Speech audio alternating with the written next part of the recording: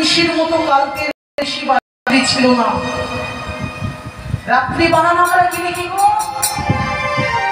রয়কার তয়রা ফলা ভস্যি, কিন্তু গত নিশিটা যে নিশি গিয়েছে কালকে রাত্রি বানান রয়কার তয়রা ফলা হস্যি রাত্রি নয়।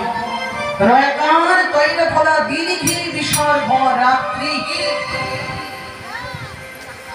রাত্রি রয়কার তয়রা ফলা হস্যি রাত্রি মানে হচ্ছে একটা রাত্রি, আর রাত্রি মানে অনেকগুলি রাত্রি, মানে ব্রহ্মরাত্রি উপাসক। যে নিশিতে ভগবান রাসলীলা করেছিল সেই নিশিতে ব্রহ্মার রাত্রি এসে যোগ দিয়েছিল।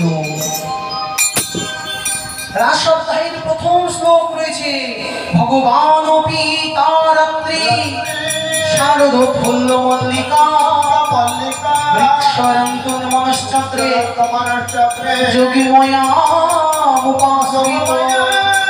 তাই গৌর হরি হরি বল। ভগবান পিতা রাত্রি, ভগবান হয়েও সেই রাত্রি নিয়েছিল। কোন রাত্রি? ব্রহ্মরাত্রি। ব্রহ্মরাত্রি কতটুকু জানো বাবা? ব্রহ্মরাত্রি কতটুকু জানো? শুনবে তো? ব্রহ্মার এক দিনে হয় 14 বার মন্বন্তর। ব্রহ্মার এক দিনে, রাত্রি নয় শুধু দিন। দিনের হিসাব বের করলেই তো রাত্রি হিসাব বেরিয়ে আসবে, তাই না? কারণ আমাদের 24 ঘন্টা রাত দিন, 12 ঘন্টা দিন 12 ঘন্টা রাত। তবে যদি ব্রহ্মার দিনের হিসাব বের করি রাত্রির হিসাব অটোমেটিক বেরিয়ে আসবে। ব্রহ্মার এক দিনের মধ্যে হয় 14 বার মন্বন্তর। সত্য, ত্রেতা, দাপর, কলি এই চারি যুগে হয় এক দিব্য যুগ মানি।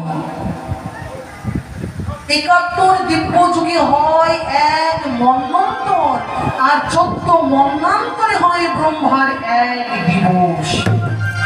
বোঝা গেল মায়েরা? কলি যুগের এক কত? 4,32,000 বছর।